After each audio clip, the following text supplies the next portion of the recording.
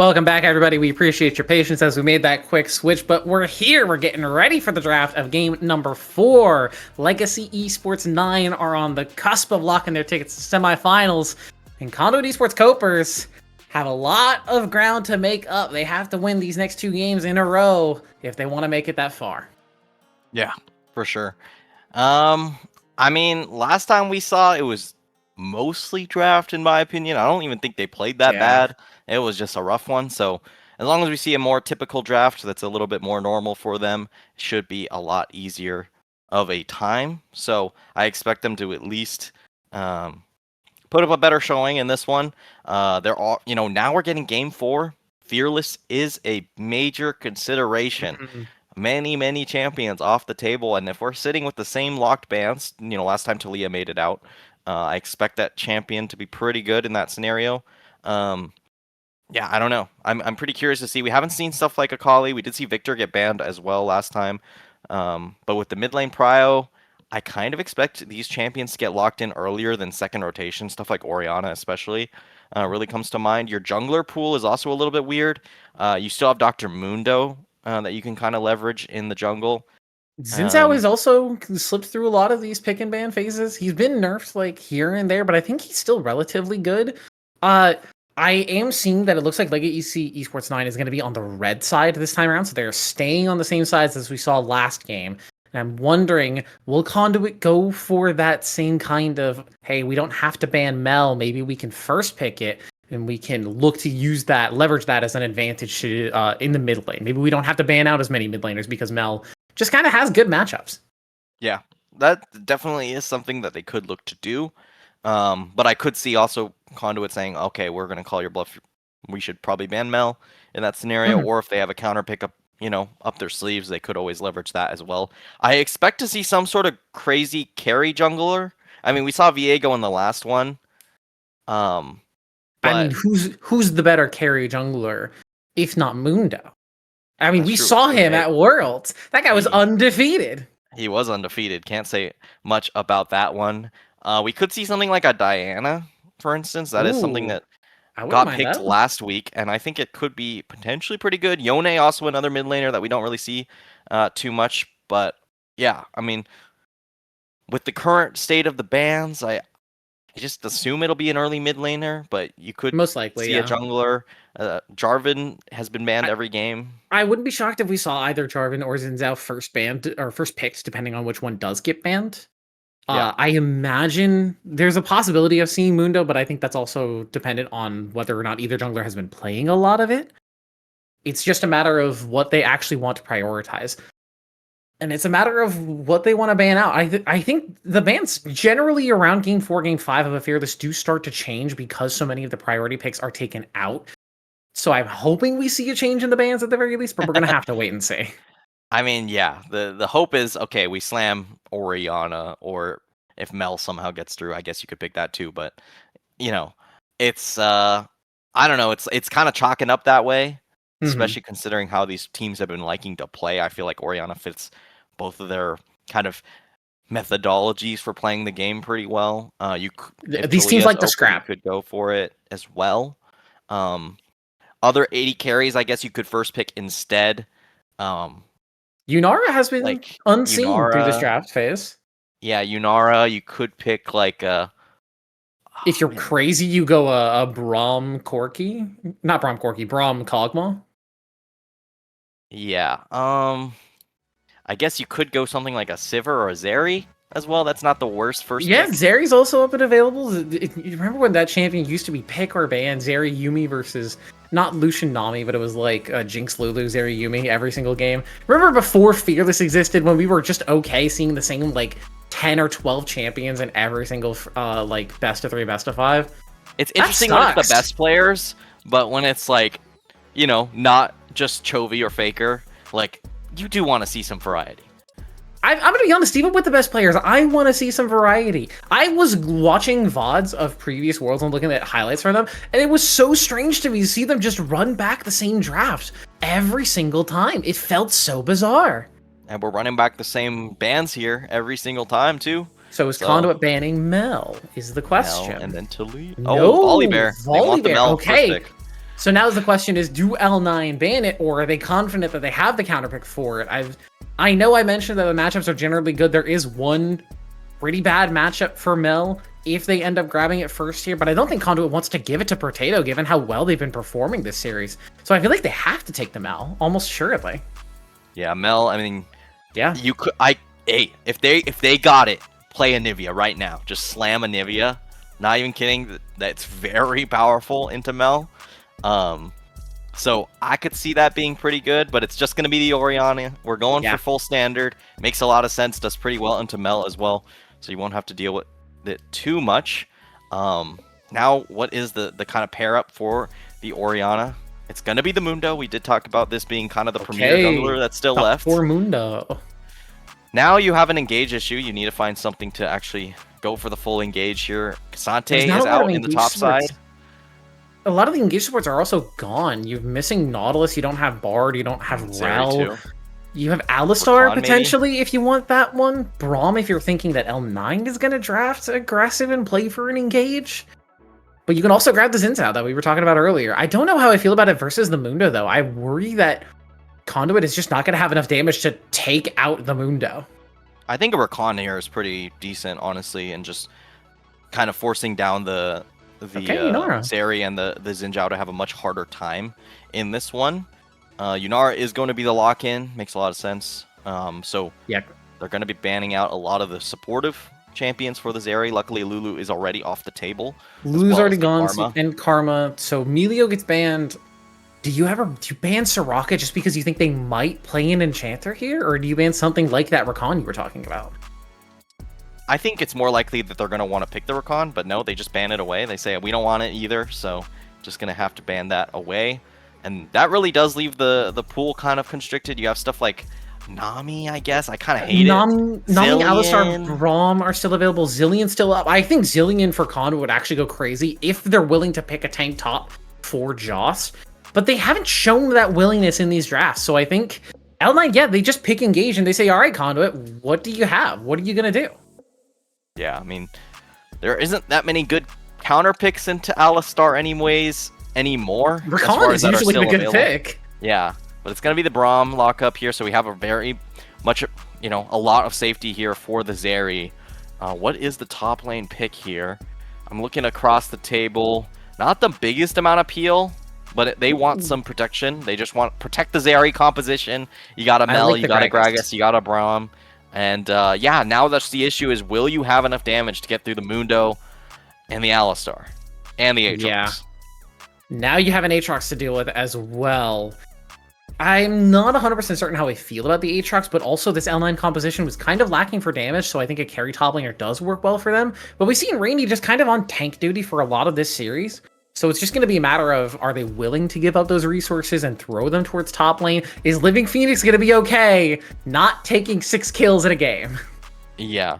I don't know. I'm kind of curious to see how this will go. I think, it's really up to Taylor Swift to really pop off, but it's hard against an Alistar. It's hard against Yunara, these champions that are very good at, dealing with that range that Zeri has to play around. So it's going to be pretty interesting whether or not they're able to find it. But I don't particularly love L9's composition either. Like, I think I'm kind of just meh on both of them. I think it makes a lot of sense what Conduit's drafting, but also they're once again giving initiative over to L9. Yeah. When they're both kind of scrapping kind of teams. So it would make more sense for them to just go for an engage composition. But if they could play the zone, if they could get ahead, that is how you win this game for sure. Yeah, and I'm feeling very reminiscent of Game 3 with that kind of talk. If they get ahead, if they find a lead, if they manage to snowball, it's good for them. But that's a lot of ifs, and I'm looking at the L9 composition and I'm saying when Alistar finds an engage, when the Yunara gets her angle, when Oriana hits a shockwave on more than one person. It's a lot less conditional, and it's a lot more just, hey, these are things that will eventually happen pretty much no matter what. Yeah, and as far as lanes are concerned, we've been talking about this theme of just draft your winning lanes. So far the team with more winning lanes has won the game. I like Oriana should do well into Mel. I think Yunara, Zeri, Alistar Braum is pretty mute. Like nothing's gonna happen. Well, Yeah, we'll see. if But Alistar engages, life will be rough. Braum doesn't want to engage in the first place. There's going to be poke traded here and there, but I don't think either side really cares that much outside of jungle influence. yeah, and then Aatrox Gragas, pretty skill matchup. So Mm-hmm. besides Mundo and Orianna, I think for the most part it's pretty even. I think Mundo should have an easy time into Xin Zhao. That's kind of why you were playing it. It does well into these 80 melee junglers, at least early on. So I had to see if Cope. Oh man, I was going through everything there. Can actually kind of weather that storm. You can tell that it's been a long night for us, and it's a possibility of being longer. If Cope does manage to win this game, we will have, I think, our first 5-set on stream at the very least. Not of the year. I do believe we had some in the last split, but actually the first 5-set of the playoffs. Every single one so far has been a 3-1 as Living Phoenix forced to play defensive here. Does take a little bit of extra damage thanks to the Braum stun, but not too much else. As yeah, the level 2 advantage in bottom lane still very, very good.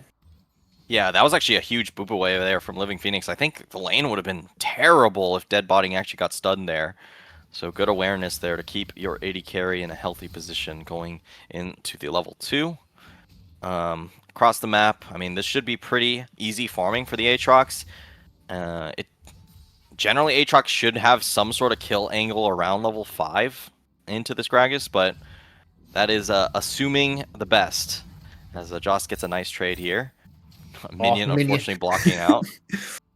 Mr. President, get down! The minion just tanks those umbral chains for Jost and manages to walk away from that trade pretty fine. I will say, Rainy is running the Doran Shield Second Wind rune page here, has that grasp, so is expecting longer trades. But this is a rune page and item setup that got pretty heftily nerfed 2 patches in a row, right? It really does not like range champions especially abusing the sustain that these that item and rune combo gives. So Rainy might be playing with a little bit less HP than they would be expecting normally. Yeah, but I think it's fine. You're mostly just the chances you kill a Gragas should be low, theoretically here. So just being able to get some extra HP and really have a healthy lane to be able to stick around as long as Gragas is able to is definitely something that's worth and pretty valuable here. Lane leads aside, junglers both just full clearing here. Xin Zhao did take quite a bit of time on the top side here just for to make sure all the camps are coming back up with respawn timers. So just going to go for a extended full clear. Oh, actually still has a red buff. I mean, this is just a weird position to be in. There was a little bit of an invade. Rigor Mortis was looking for the blue buff. I do believe that Sourcewalker managed to find it. Is now playing for the Scuttle Crab, understanding that they kind of have to go for it or else they're giving up the double. But in the meantime, Rigor Mortis is on the top side, is already starting up his respawns, whereas Sourcewalker hasn't even finished his bottom side camps. Yeah, so pacing-wise should actually be able to find it, but is looking for the Gromps on the bot side. Now going to be maybe looking for a flank angle on the bot lane as soon as that Gromp does go down. Mundo should have no way of knowing that this is happening. But now with the bot lane kind of walking up aggressively like this, they should have a bit of an idea. They are going to also get a nice Scryer's Bloom out to ensure the Mundo won't have any idea that this is happening right now. Going to just go for the respawn on the Wolves. So Xin Zhao's going to maintain the lead, but honestly, has to come back at some point and just really hard farm to be able to make sure that your camp timers are still being rotated effectively.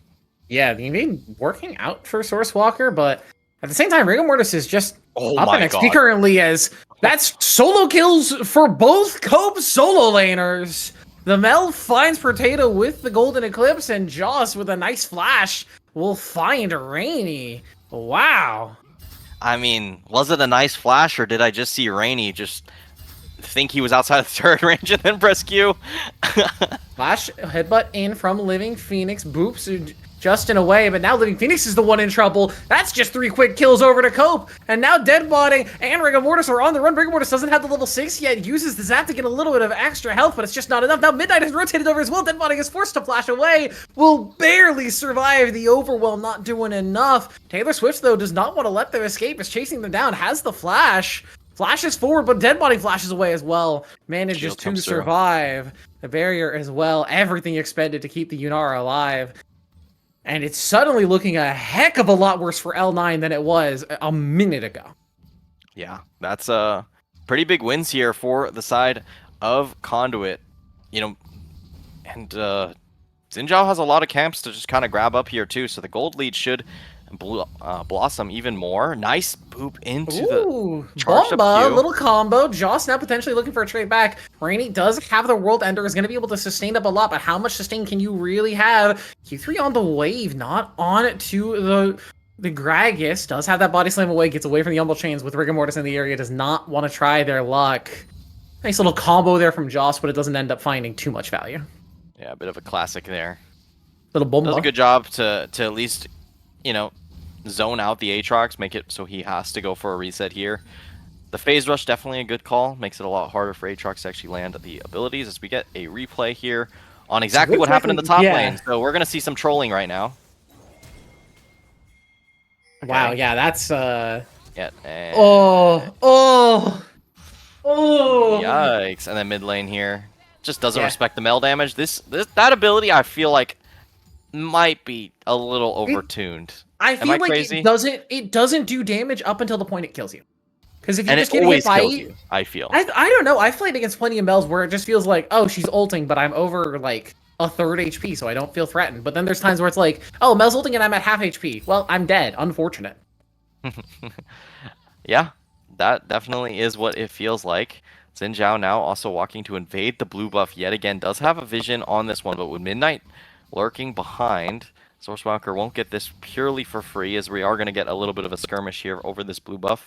Rigor Mortis does have ultimate, and Sourcewalker does not. Despite the camp lead, Rigor Mortis has remained up in XP. Smite comes through. Rigor Mortis retains their blue buff, and now Potato Senpai is here, looking for a potential Shockwave angle. A nice defensive ultimate. Shockwave only finds one. It's just onto Justin. It's not really the target they want. A nice two-man route from Midnight as well, and the overwhelm with the Golden Eclipse. Mel makes it happen. Midnight forcing Deadbotting out, and Living Phoenix just needs one more auto to go down as Taylor Swift. Lightning crashes them down, and Conduit Copers up 6-0 in the early game. Yeah, Potato kind of misplacing the ball there, forced to just sombrero it, but doesn't find Sourcewalker. Definitely made a huge impact in that fight, and allowed Conduit to now be 6-0 in this one.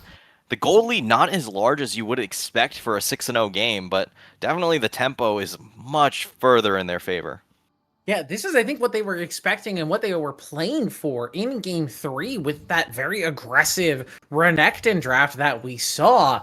But now they're actually managing to make it work, and I think part of that is because their top lane is so much more stable. You have Jost in a good matchup versus Rainy. The Aatrox isn't farming out of control, isn't super insanely far ahead. And suddenly the map just feels a lot more stable, a lot more playable. Yeah, the difference between this game and the last is that Braum is a more reliable source of engage than anything they had in the last game, to be honest. Which is crazy to say, because Braum is not reliable. So they are definitely in a much better spot, able to grab up the grubs, the first Drake. They are grabbing it all. They should be well on their way to the first feat, or the full feats here for that extra boot upgrade as well. As yeah, it looks like Mundo still kind of matching the camp, surprisingly, despite all the heavy invading by Sourcewalker. Yeah. Will now go for the little bit of a Raptor scuffle. Sourcewalker is just playing in the face of Rigor Mortis. He's just not letting this Mundo know a minute of peace, but I don't know how well it's working out for him. He's behind in CS and behind in XP, too. Rigor Mortis is just up in terms of value, but down in terms of the team play currently. Yeah, I think should have just probably indexed for a full clear there.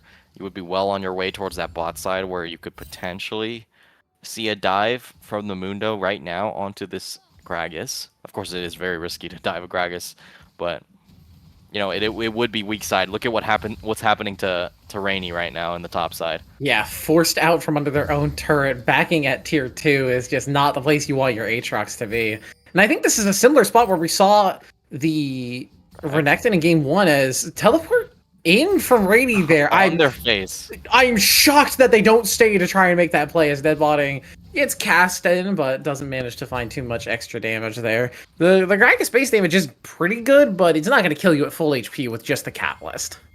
I am very surprised they didn't just pull the trigger on that TP there with no TP or no flash on that Aatrox as well. Maybe too scared to actually, kite out and make sure the Aatrox can't find a kill, but Hmm. I feel like that was pretty free with Xin Zhao in the area and Yeah, it does block mean that contested Rainey's going to be blows. able to get an extra turret plate for themselves and get a better recall this time around. And the game has slowed down for the moment. We've got a dragon up in about 2 minutes. I'm not exactly sure which one it is. I didn't get a chance to look at the wall. Thank you, Riot Games. It could be Hextech or Chemtech. Who knows? I can't believe that bug is still in Spectator. That's insane to me. They really care about spectator mode. I mean, the thing is, like, everyone's using their APIs to make custom Yeah, HUDs, so they just don't care about this default spectator client. So it is it's what because it Riot is. hates the little guy, and we know. Yeah, they like boxing out the small guys. That's just how We it do. We goes. are starting to see some first items completions come through. First items for the 3 core members plus the jungle of L9. We also have that Sundered Sky and the Udental completed for Tavis Swift and Sourcewalker. But surprisingly, Midnight not able to finish up that Blackfire Torch just yet. Whereas Potato actually already has their full Lutens. Yeah. Now we see nice man. Jost Getting really the got it. combos, yeah. Doing plenty of damage to R9, but not really able to find any sort of kills. Popping the World Ender, I'm not 100% certain how I feel about this trade for Jost now. Suddenly he's forced on the run.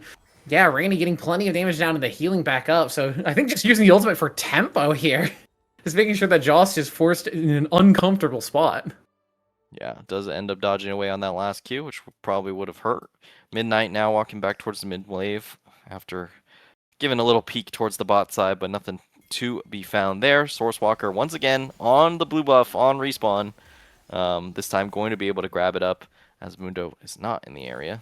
Hasn't gotten spotted just yet. Actually found the one route where there are no wards for the side, but it now will be spotted. And Yeah. Sourcewalker kind of in a bad spot. Does have the Yeah, blast cone to get out, but the blue buff he's going just gonna back to walk rigor right mortis. back in Oh, when it becomes lightning again. But the spike for Rigor Mortis, he gets his own blue buff again. But in solo the kill. meantime, Potato finds a solo kill onto Midnight. 500 gold of shutdown.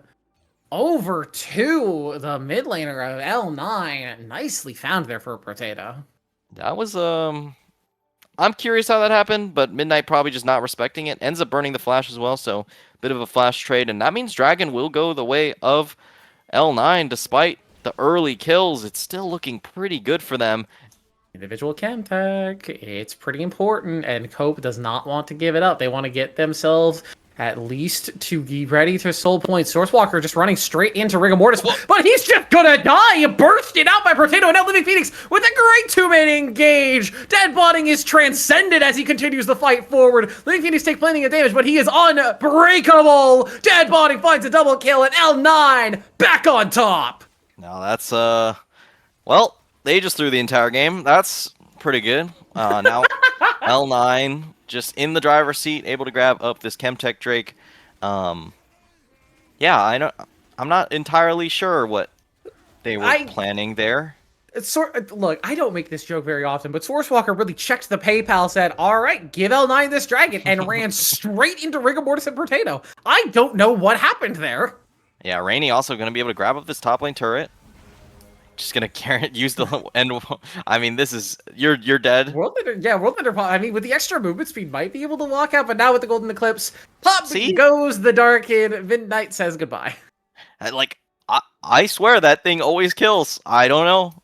Maybe Mel's just different, but either way, still in a pretty okay position. Conduit is, but they did give a lot of gold back over, and they weren't able to secure the feats in that particular instance here. As we're gonna get a replay on how Midnight actually went down. Yeah, full shockwave combo just lands, and Flash is just too little, too late. Potato willing to follow. Nicely done. Interesting. I must have not had the W up, which just gave Potato the confidence to just go in. So it must have been used on an earlier trade here. As now we're gonna see Sourcewalker walk in and get one-shotted. What is the thought process? Just I'm going in? Doesn't even ult here either.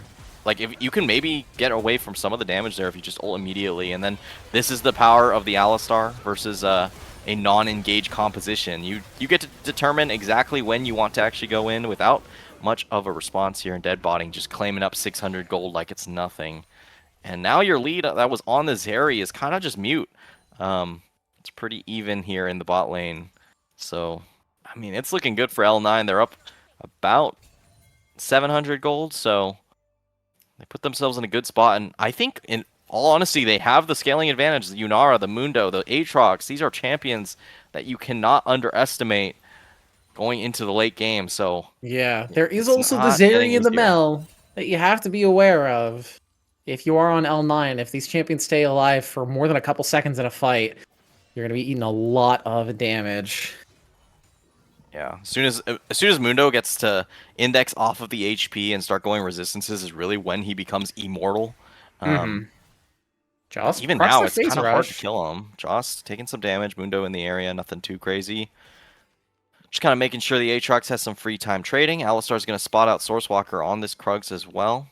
Come around on that side. Yunara just free farming in the mid lane. Oriana grabbing up the the top lane wave, and now they're going to look for a 3v2 in the bot lane if some CC lands, but Deadbotting has to be careful, potentially with Taylor Swift and Justin Watt in the area. Rotating the safe way, saying, bottom lane play's not happening, I'm just going to walk back down, I think is the right call. Rigor Mortis walking right over the flower. How could you? That's just free stat waiting for you. I thought we were past this. Otacon's about to be removed, and we're still not picking up the roses. Nope. Otacon will be removed before people know its worth, I think. Ugh, that's painful. That hurts. It's so many free stats. It's so many free stats. Oh my god. They'll just get it when they get Otacon, you know? Yeah, speaking of Otacon, it will be up in about 2 minutes' time alongside that dragon. So both of those bottom side objectives up and ready to go near the same time.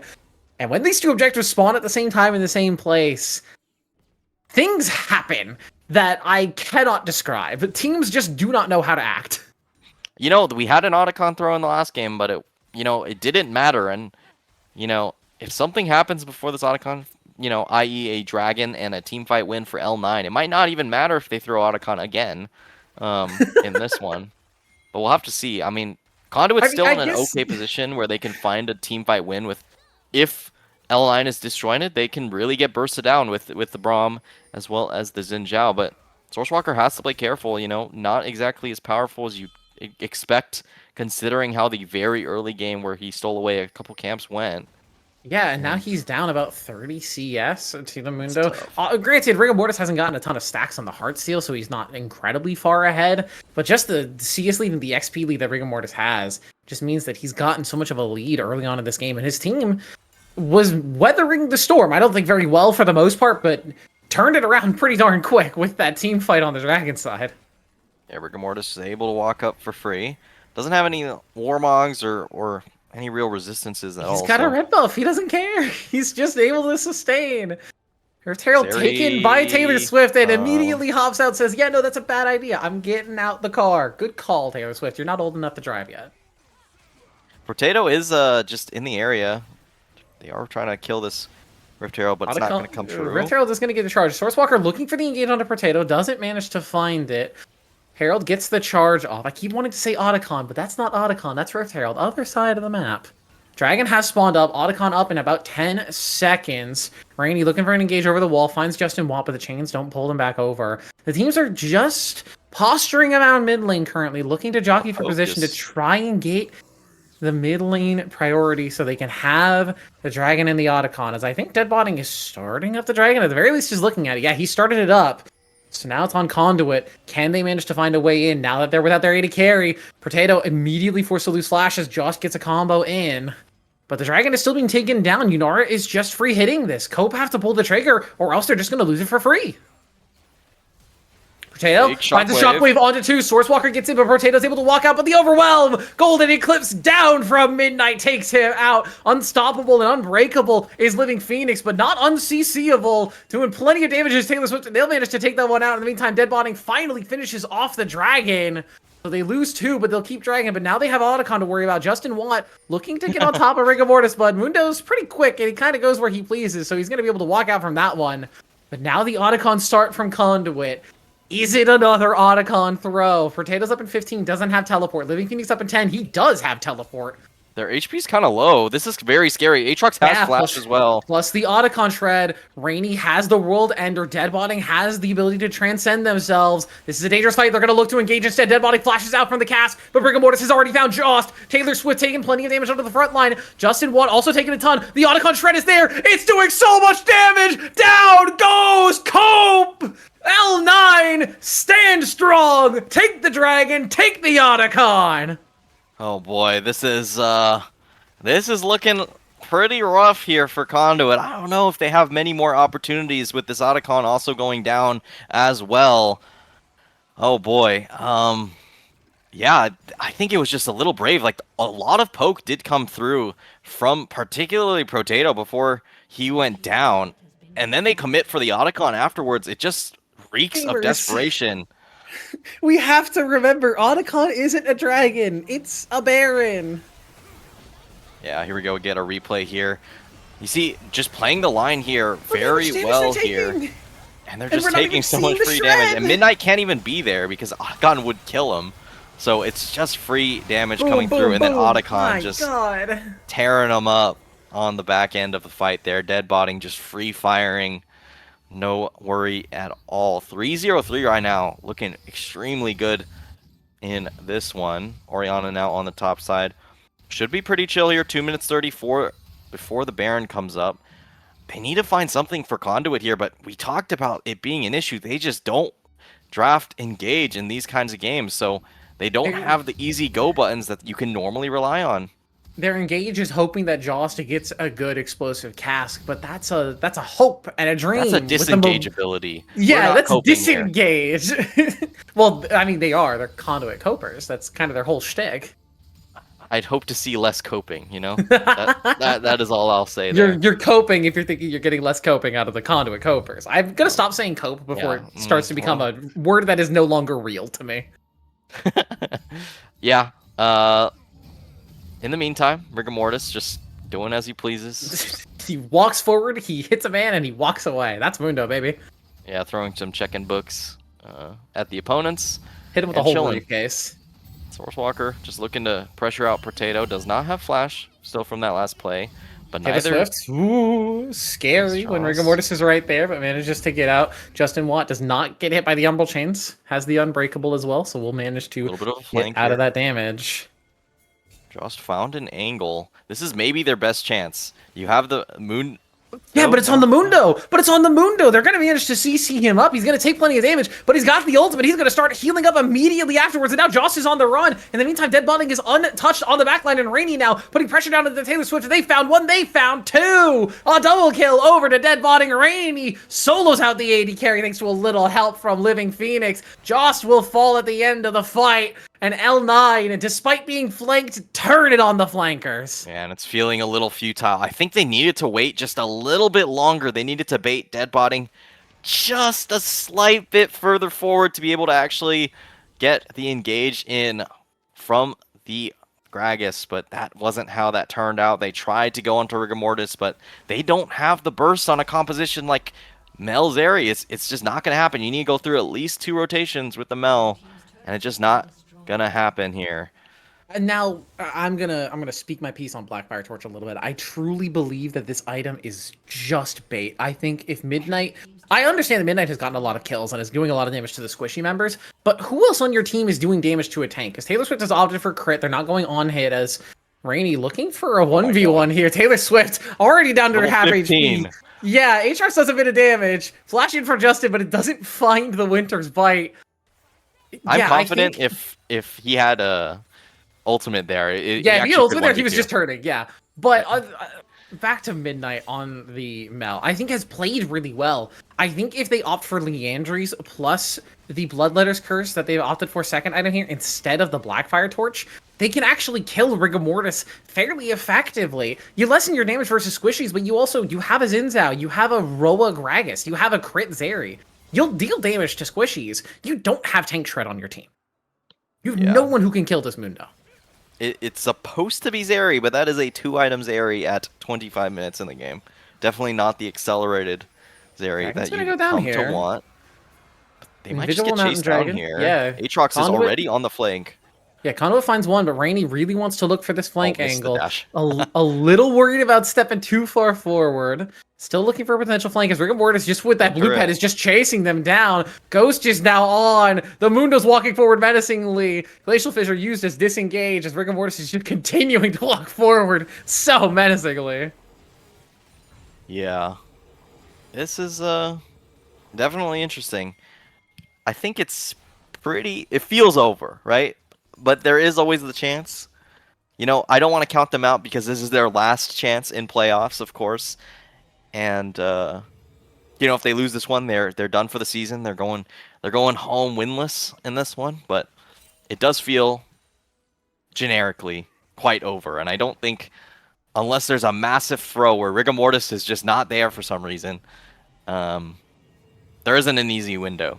The Xin Zhao didn't find the early objectives you would have expected, and you know, the Orianna is off the ground and definitely running to be able to protect everything. So it's pretty tough position now. Jost trying to claim up this top lane. At least grab some farm on the backside of it, but it's just going to be torn through with this Baron buff. 1 minute 23 still left on it, as they're going to look for a fight here most likely. At least at some point, you can't let too many inhibitors go to kind of chain into even more pressure, but it's looking hard. They need to find it. I think Aatrox is probably their best chance, and they're going to look for it now. They find... Able to walk out. Taylor switch over the wall. Manages to just get away, barely far enough away that Rainey cannot find the slow with the Stride Breaker. In the meantime, though, their mid lane turret does fall, so they trade one. They're losing their base. That's another turret down on the bottom side as well. Yeah, now at least they find something. You know, it's a little bit of a eye of the storm that they can kind of rely on here. But Orianna still has full resources. Pretty much everyone still full resources on the side of L9. And you did see a little bit burn there, with particularly the explosive cast, so they don't really have any big engage potential. And the next inhibitor is the target here. Midnight tries to find a route here, not going to be able to land it. And they're just tearing down this inhibitor more and more. Finds the shockwave on a Joss, just a nice chunk to guarantee the inhib goes down. That's 2 inhibs down, and they got everything they could ask for this Baron.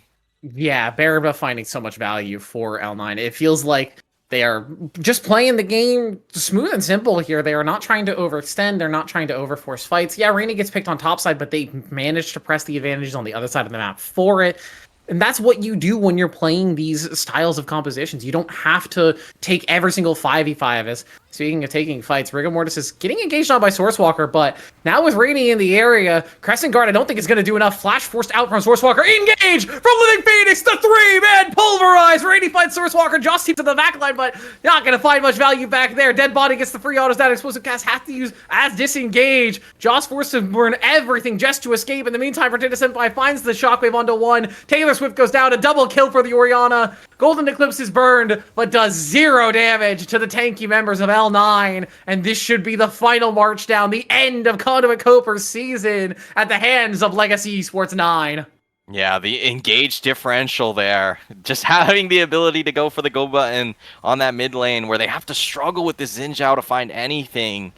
It's just too much of a hill to climb over. Midnight now getting poked down. The turret's going down one at a time. L9's going to secure their place in semifinals and wait for their opponent in the next one here, as they just claim up this Nexus.